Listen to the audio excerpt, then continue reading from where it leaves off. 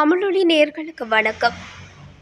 இன்றைய மதிய நேர பிரதான செய்திகள். முதலில் தலைப்புச் செய்திகள்.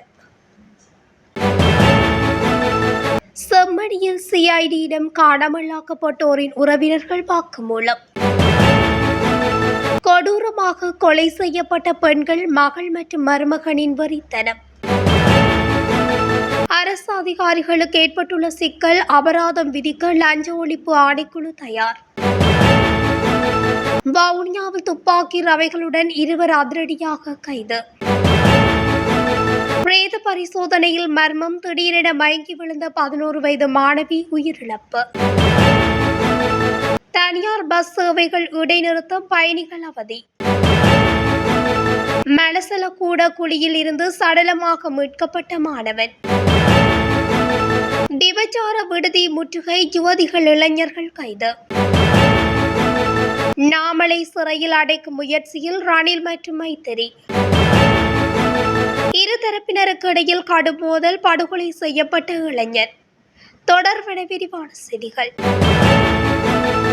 காணாமல் ஆக்கப்பட்டோரின் உறவினர்கள் குற்றப்புலனாய்வு திணைக்களத்தினரிடம் வாக்குமூலம் வழங்கியுள்ளனர். செம்மணி புதைகுழி தொடர்பான வழக்கு விசாரணைகள் குற்றப்புலனாய்வு திணைக்களத்தால் தற்போது கையாளப்பட்டு வரும் நிலையிலேயே இந்த வாக்குமூலங்கள் பெறப்பட்டுள்ளன. செம்மணியில் வைத்து வாக்குமூலம் பெறும் நடவடிக்கை இடம்பெற்றுள்ளது. இரத்தினபுரி போலீஸ் பிரிவின் டிப்போ சந்தி பகுதியில் உள்ள ஒரு வீட்டில் பெண்ணொருவர் கொலை செய்யப்பட்டுள்ளார். நேற்று அதிகாலையில் இது தொடர்பில் கிடைத்த தகவலை அடுத்து போலீசார் விசாரணைகளை தொடங்கியுள்ளனர். அதற்கமைய உயிரிழந்தவர் 74 வயதுடைய பெண் ஒருவரே இவ்வாறு கொலை செய்யப்பட்டுள்ளதாக கண்டறிந்துள்ளனர். பெண்ணின் மருமகன் கழுத்தை நெரித்து கொலை செய்ததாக போலீசார் தெரிவித்தனர்.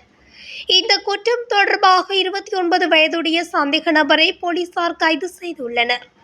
இந்த சம்பவம் குறித்து இரத்தினபுரி போலீசார் விசாரணை நடத்தி வருகின்றனர். இதேவேளை வாரியப்புல போலீஸ் பிரிவின் ரந்தினிய பகுதியில் இருந்து நேற்று ஒரு மகள் தனது தாயை கழுத்தை நெரித்து கொலை செய்ததாக முறைப்பாடு செய்யப்பட்டுள்ளது. இந்த கொலையில் உயிரிழந்தவர் ரந்தினிய பகுதியைச் சேர்ந்த 74 வயதுடைய பெண் என அடையாளம் காணப்பட்டுள்ளது. இந்த கொலையில் சந்தேகத்தின் பேரில் 32 வயதுடைய மனநலம் பாதிக்கப்பட்ட மகள் கைது செய்யப்பட்டுள்ளார். சம்பவம் குறித்து வாரியப்பொல போலீசார் மேலதிக விசாரணைகளை மேற்கொண்டு வருகின்றனர். கடந்த ஜூன் 30ஆம் தேதியுடன் முடிவடைந்த சமர்ப்பிப்புகளுக்கான காலக்கெடு எதிர்வரும் 31ஆம் தேதி வரை நீடிக்கப்பட்டுள்ளதாக லஞ்ச ஒழிப்பு ஆணைக்குழு அறிக்கை ஒன்றில் குறிப்பிட்டுள்ளது. இருப்பினும் சட்டத்தின்படி முந்தைய காலக்கெடுவுக்கு பின்னர் சமர்ப்பிக்கப்பட்ட அறிக்கைகளுக்கு அபராதம் விதிக்கப்படும் என லஞ்ச ஒழிப்பு ஆணைக்குழு வலியுறுத்தியது. நிர்வாக அபராதங்களை குறைக்க அதிகாரிகள் தங்கள் அறிவிப்புகளை அந்தந்த நிறுவன தலைவர்களிடம் உடனடியாக சமர்ப்பிக்க வேண்டும் என கோரப்பட்டுள்ளது. புதிய காலக்கெடுவுக்கு பின்னர் சொத்து மற்றும் பொறுப்பு அறிக்கைகளை சமர்ப்பிக்க தவறிய அதிகாரிகள் மீது சட்ட நடவடிக்கை எடுக்கப்படும் என லஞ்ச ஒழிப்பு ஆணைக்குழு அறிவித்துள்ளது. கொழும்பில் கைது செய்யப்பட்ட விடுதலை புலிகள் அமைப்பின் முன்னாள் உறுப்பினர் வழங்கிய தகவலின்படி வவுனியா நேரியகுளம் பகுதியில் வீடு ஒன்றில் மறைத்து வைக்கப்பட்டிருந்த 728 துப்பாக்கி ரவைகள் மீட்கப்பட்டுள்ளதுடன் இருவர் கைது செய்யப்பட்டுள்ளதாக தகவல் வெளியாகியுள்ளது. குறித்த கைது நடவடிக்கை நேற்று முன்தினம் முன்னெடுக்கப்பட்டதாக காவல்துறையினர் தெரிவித்தனர்.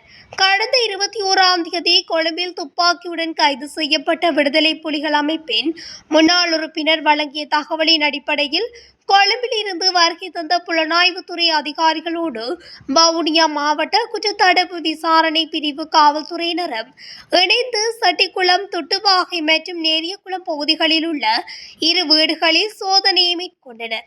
இதன்போது நேரியகுளத்தில் வீடு ஒன்றின் அருகாமையில் பிளாஸ்டிக் பேரல் ஒன்றினுள் 86 கைக்குண்டுகள், T56 ரக துப்பாக்கி காட ரவைகள், கை துப்பாக்கி காட 3 ரவைகள், 5600 போதை மாத்திரைகள், 10 கிராம் ஐஸ் போதைப்பொருள் என்பன நிலத்தின் கீழ் பதுக்கி வைக்கப்பட்டிருந்த நிலையில் மீட்கப்பட்டன.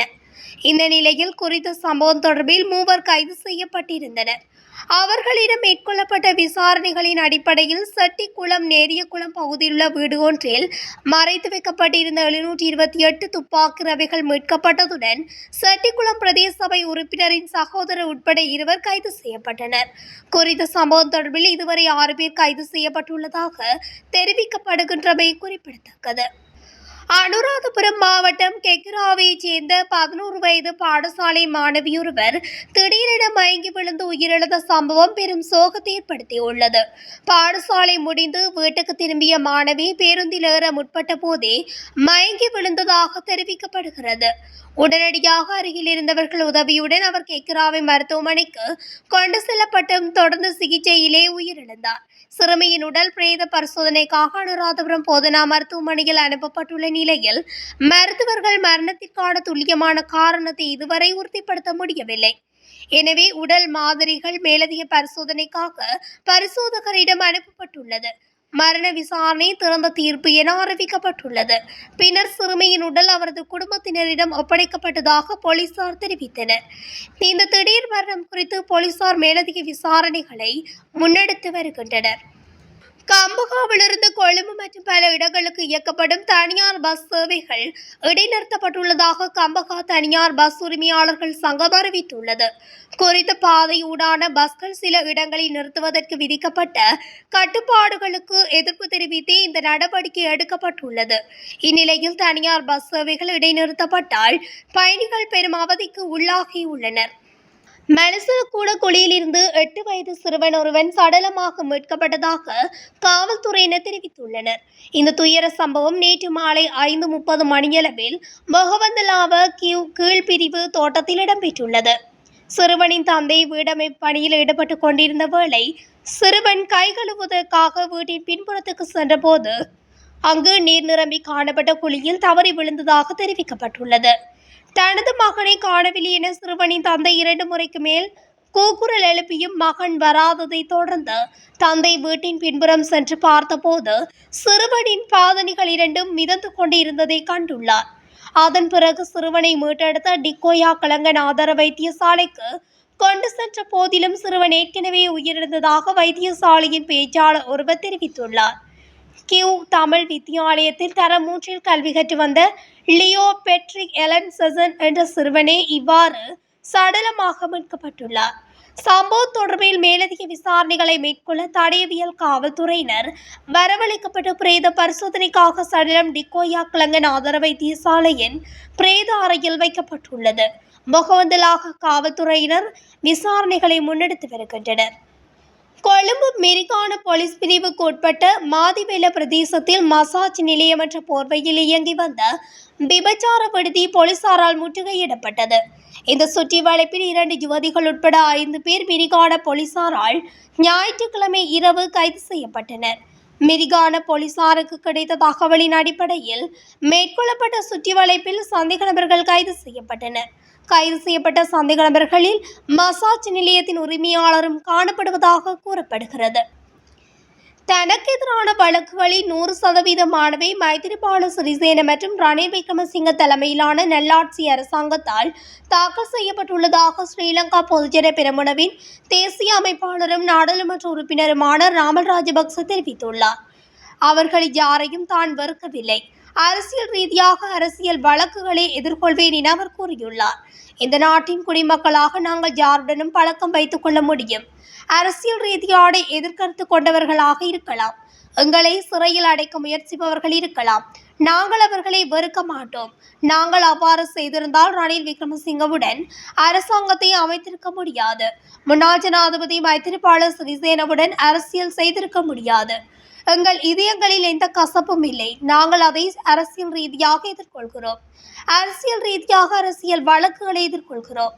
ஆனால் நாங்கள் அதை வெறுப்புடன் எதிர்கொண்டு தப்பித்துக் கொள்வதில்லை. ஆனால் சில அரசியல் கட்சிகளின் தலைவர்களுக்கு மற்றவர்களுடன் பேசுவதில் சிக்கல் உள்ளது. எனினும் எங்களுக்கு அப்படியானதொரு நிலை இல்லை என நாமல் மேலும் தெரிவித்துள்ளார். புத்தளம் மாரவில முதுகட்டுவ கடற்கரையில் இரு தரப்பினர்களுக்கு இடையில் ஏற்பட்ட மோதலில் ஒருவர் உயிரிழந்துள்ளார். கூர்மையான ஆயுதத்தால் தாக்கியதில் 2 காயமடைந்து மாரவில மருத்துவமனையில் அனுமதிக்கப்பட்ட நிலையில் உயிரிழந்தார். இந்த கொலை நேற்று இரவு நடந்ததாக தெரிவிக்கப்படுகின்றது. உயிரிழந்தவர் மாரவில பகுதியைச் சேர்ந்த 32 வயதுடையவராகும். கொலையுடன் தொடர்புடைய சந்தேக நபர்களை கைது செய்ய போலீசார் மேலதிக விசாரணைகளை மேற்கொண்டு வருகின்றனர். இத்துடன் தமிழொலியின் இன்றைய மதிய நேர பிரதான செய்திகள் நிறைவடைகின்றன. தொடர்ச்சியாக செய்திகளை அறிந்து கொள்ள தமிழொலி ஊடகத்துடன் இணைந்திருங்கள். நன்றி, வணக்கம்.